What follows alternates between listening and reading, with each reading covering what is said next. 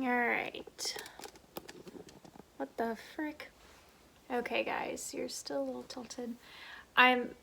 This is gonna be our background because I'm charging my phone while we're doing this. But this is my second time filming this. I filmed it impromptu and then decided I wanted to refilm just because I looked god awful. Not that this is any better. It's a little bit better. But, alright, so here's the deal. I put up a vlog in which I titled Why I'm Single, but it was just to be funny because in that video I had done like a freeze frame of a facial expression I was making, and I was like, this is why I'm single right here. And not but 10 minutes after I posted that vlog, my views were just astronomical, and I was like, what is happening? Did I maybe like not edit something out that I shouldn't have? Because that's just, you know, YouTuber problems. Sometimes you like record things and you're like, let me make sure I remove this because maybe I'm cussing at myself or something, you know? And I just could not believe how many views that vlog had gotten. And then I realized it was from the title, and then because I saw someone leave a comment saying you didn't really tell us why you're single, so that told me how that obviously the views were due to people seeing the title of the video and they wanted to know why I was single, but it wasn't clickbait, it wasn't anything other than I couldn't decide on what to title that video because sometimes some of my vlogs are just really random and I don't know how to pick certain titles, and so I replayed back the video and it was one of the most upfront clips in the first couple minutes of the video, and I was like, this is it, like why I'm still single, to make fun of that one shot. So yeah, so that's why I titled it that. So I think I'm titling this Why I'm Really Single because I guess a lot of you really want to know why I'm still single. I don't normally talk about things that are that private and deep about my life. I show on YouTube what I'm comfortable showing in that day. Some days I feel more willing to open up, and some days I clam back up. And that's just how I am. And it's my channel, I can run it as I see fit. And anyone who creates their own channel can run it as they see fit. Just because you create a YouTube channel doesn't mean you have to bare your entire freaking soul. People think that they have a right to know everything about you, and no one has that right unless you're willing to share that. So obviously there's public information, there's things like that, but there's no need to share that if that person themselves is not willing to share that about themselves.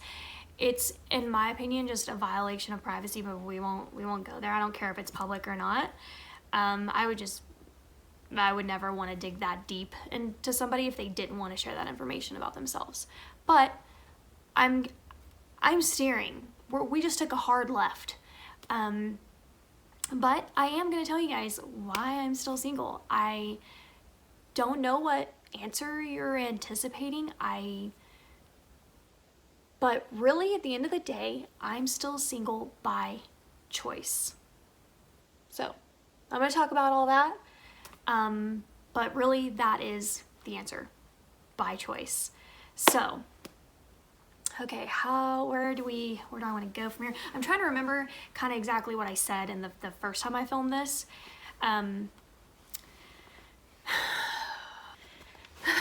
Okay, so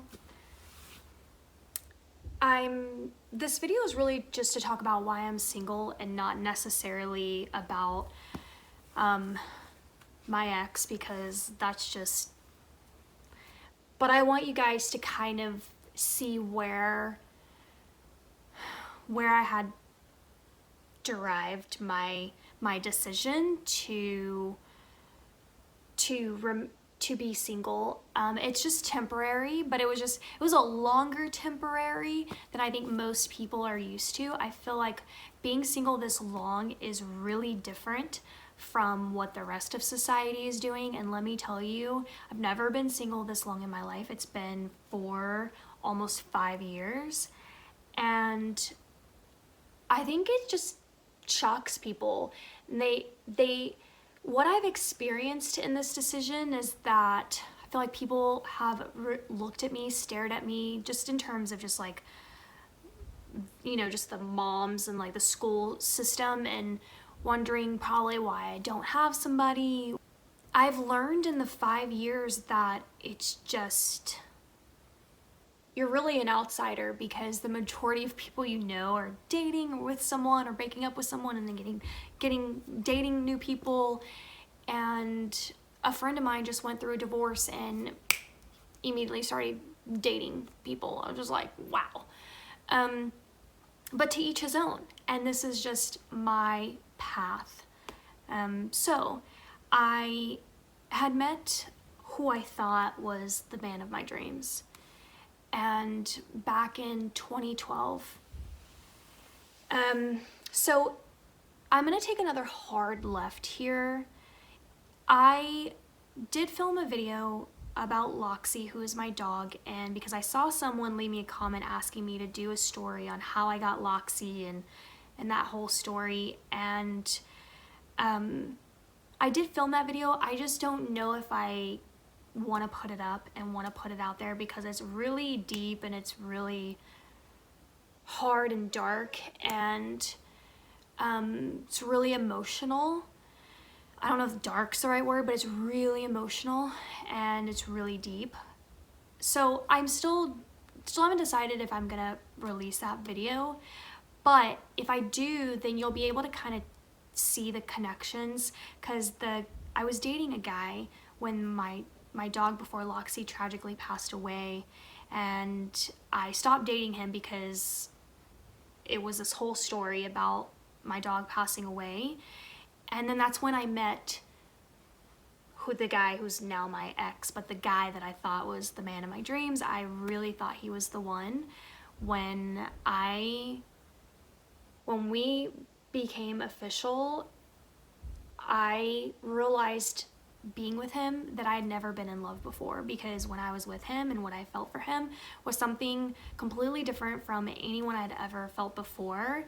And it was like I had lifted a veil and I knew what love was. And that's just how I felt about him. And things just didn't work out, and he wanted to move and I didn't want to move my daughter. And it was the hardest thing I've ever had to go through in terms of a relationship. And it took me, I don't know if the word shameful, because I don't know if that I'm ashamed about it, but it took me 3 of the almost 5 years to get over it. Now, that's not why I stayed single, but it was the foundation of why I made that choice. So after he moved and he and I just called it quits because of that, I immediately got back on the horse, like I just mentioned before, and I went to go on this date with a new guy. And I remember getting ready to go on this date, and I just felt sick. Like, I felt sick to my stomach. I'm a very loyal person. If I could describe myself in one word, loyal's probably it. And I felt like I was betraying him and really betraying myself, because my heart still belonged to him. So it's, even though we weren't together, it was a form of cheating in my mind, because my heart was still with him. And I realized soon after that date, I was just like, I'm obviously not ready. And at the time, my daughter was, I think, in the 8th grade, and she was about to go into high school, and I stopped, and I was really evaluating myself a lot in this time. And the next couple of months after he moved, I was really digging deep and evaluating myself and thinking to myself, you really thought he was the one. It didn't end up there. What was it that I did? You know, when you just do that, you as a woman, you analyze everything. And I So I took a good hard look at myself and my past, and I just thought, I was just exhausted from all the dating, from trying to find the one, and I'd been doing it like most of my daughter's life, you know. In the very beginning of having her in the early 2000s, I just wanted to just, I was almost settling. If somebody wanted to date me, I was almost like, okay, yes, because I thought no one would want me or want my baggage or the fact that I was a young single mom. And I guess I just didn't, not I guess, but I clearly didn't have confidence or didn't think I was worthy of more. So I was always dating and thinking, if I don't find somebody who, like, nobody will want to be with me. And obviously I learned different now, but I had exhausted myself just kind of dating her most of her life. And then when I thought he was the one and then that didn't work out, I just thought, okay, let's stop, let's evaluate. How do you want to spend the next 4 years of her life that she's going to be under your roof and then she's gone to go make her own life? Obviously, she could move back in with me after college for a year, temporary or whatever, but at the end of the day, this really is the last of those moments for me.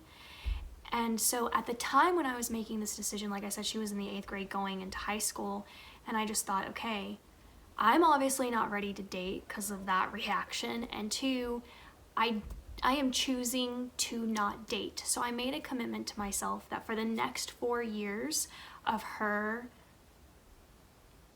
scholastic career that I was not going to date. And she's about to graduate in a couple of weeks, so I've kind of freed myself from that commitment, and I'm going to talk about the future as well. But that's the answer. I have been single because almost 5 years ago, I made a choice. I took a good hard look at my life, and I said, this is what I'm doing. I don't want to find myself looking back and not remembering all of these moments with her, and I wanted to just make everything about my daughter. And that's exactly what I've done. I have put everything, I've done everything for her. I work very hard for her, and I'm a single mom. She's my only child, and she is the only child I'm gonna have. I mean, we're now really getting into a lot of information here. I get asked this question a lot, not just on YouTube, but in my personal life with friends and family. Are you gonna have another kid? I'm like, hell to the no, I'm done. She's 18. I just don't personally want to start over at ground zero. Like, that's just not for me, maybe for somebody else. But I think the reason why that's also my reaction is because I had her so young. I've never been an adult without a child, so I don't actually know what that feels like. I never had my 20s to just be selfish and do my own thing and not have any consequences or responsibilities from a mothering perspective. I don't know why I did this, there's nothing here, but I've never known what that's like. And so I knew once she got to 16, and I also knew that because I had made the commitment to not date, to not be in a serious relationship, that children were now just done for me. And when I made this commitment to myself, I thought, okay, what do you want your life to look like now that this is no longer an option and this is what you're doing? So we'll get to that in a second on my dreams and goals and things like that, but I have been single by choice. But now that she's about to graduate, fast forward 4 years, I made it.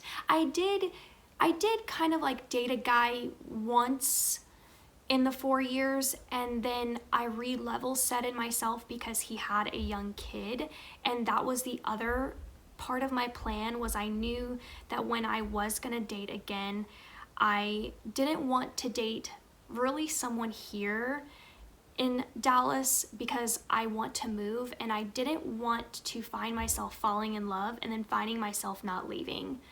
I really have been trying to stick so hard to just keeping my head down and focused. And then when I move, I'm completely open to dating and finding that guy and maybe finding the one again. I'm completely open to that. But I almost don't trust myself to date because I don't want to find myself falling in love and then finding myself going, shit, I don't want to move now. And I've never really been a fan of Dallas. Much love to Dallas and all of my Dallas people and all of that. It's just the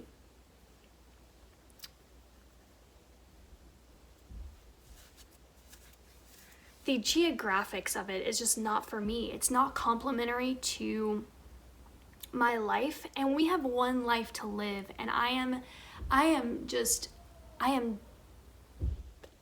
willing myself to try to make everything possible to make my life successful. And by successful, I mean the most happiness I can get out of it. Not wealth, but success and happiness. And this place is just, it's not it for me. So yeah.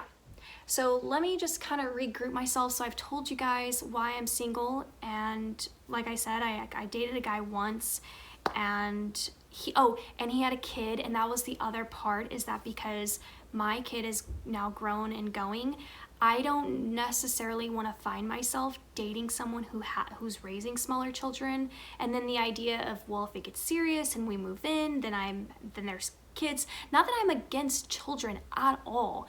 I'm just saying that my life is going to be completely different, and you have to, if you're with someone and you live with them, then your life, becomes their life, and you mingle your worlds together.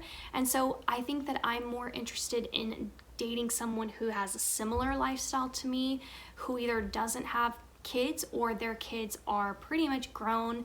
I would think that maybe like 17, 18 would be okay.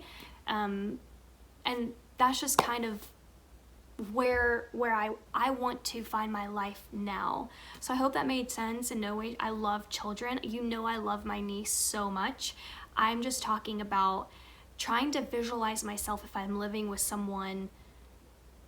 Just because I'm not having kids doesn't mean that someone else isn't gonna have smaller children and they would be like my kids, and that's not the direction I want to be headed in. So because he had a child, I was just like, if I fall in love and then he has a kid, and it's not where I want to be. Obviously, loving someone is going to be much more important than things like location and blah, blah, blah. But you guys, I've done my life for someone else and other people for so long that I am not ashamed to want a little something for myself, like whatsoever. I'm not ashamed of that. It was hard being a single mom, being 18 years old, and even at a time where nowadays, if you're having kids at 14, it's almost like not even a big deal. But,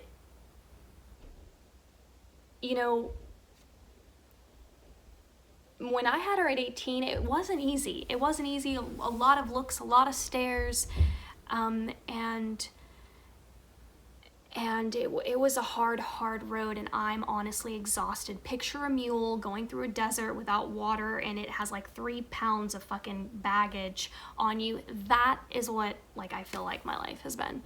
Obviously lots of beauty too, and very blessed. But I can't sugarcoat being a single mom. Some single moms, have it great, and that's wonderful. I've had both sides of the spectrum. I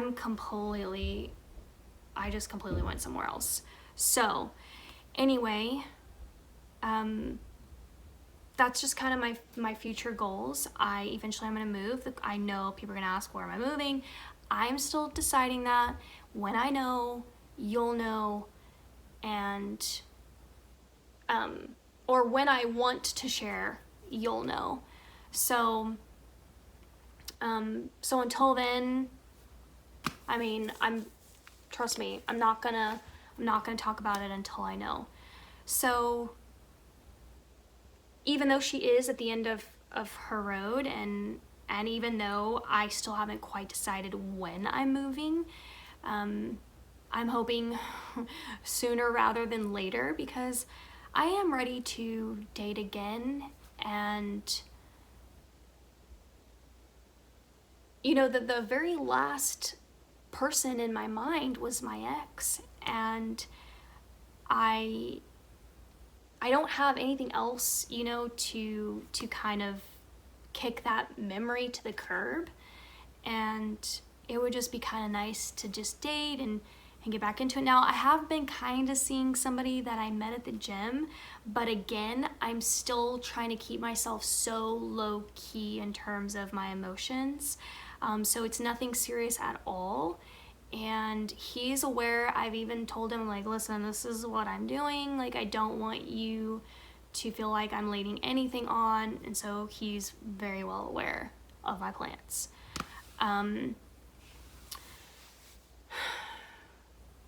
Yeah, and I have to say, it wasn't as hard as I thought it was going to be. As a matter of fact, being in a relationship and living with someone, which I've done, is really stressful for me.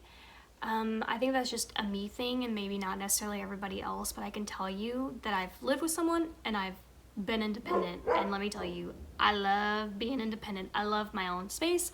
I love being able to add floral and do whatever the hell I want and watch RuPaul's Drag Race or watch some show that no guy is gonna like, and I love it. I love being able to just, you know, do my own thing and not have to worry about all of those aspects that come with a relationship. So I don't know if I'll get married. I think that that's going to depend on the guy and how swept off my feet I'm gonna be, because at this point it's kind of hard to imagine myself married because I've been so independent for so long that it's, you guys, that's a hard habit to break. And I think it will take a really special guy. And I mean, he would just have to be a combination of PETA, Tom Hardy, and Alex Pettyfer all in one for me to be like, here you go, bud. Here you go. Size 5. You know what I'm saying? So we'll just see. But if I never get married, then I'll feel sad for the fact that I'll never get to experience a wedding gown and something like a day being about me. But if that's God's plan for me, then that's God's plan for me. So we'll just have to see how it pans out. But that's where my life is right now. I've finished my commitment to myself to watch her grow up, and she's about to graduate really soon. And like I said, another recap, I've been single for the past 4.5 years by choice. So I've never been married before. I've been asked that question as well. No, I've never been married before, but I think I pretty much answered that because I just said I've never been in a wedding dress. So, and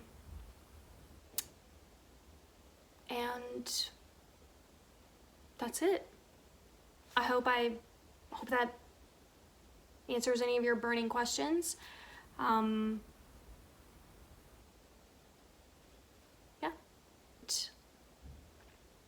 I want to travel. There are lots of places I want to go.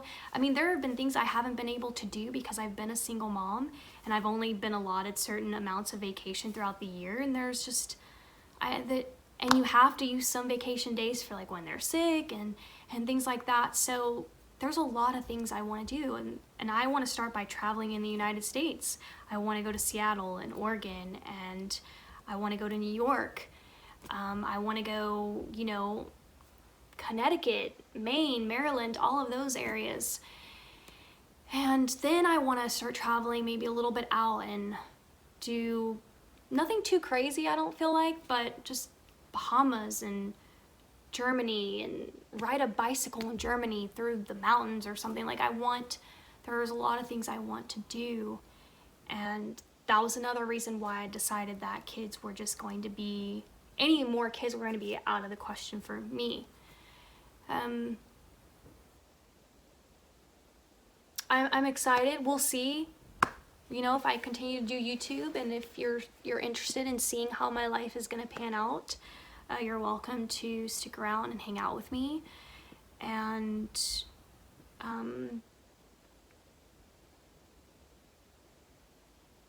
that's that. That's the tea. That's the tea, sis, on why I'm still single. So, according to an Amazon customer, tea can be used as slang to describe gossip or a reference to some juicy information. In this context, what's the tea, sis, can be a question about the latest gossip. Did that answer your question? girl, I did not prompt you. Did I say Thanks for your Alexa? feedback. Did I say Alexa? She wasn't supposed to wake up. You were not invited to the tea party.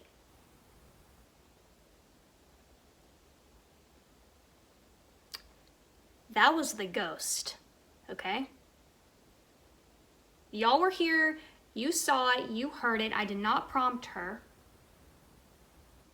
And she wanted to give me a description of what tea means, like I didn't.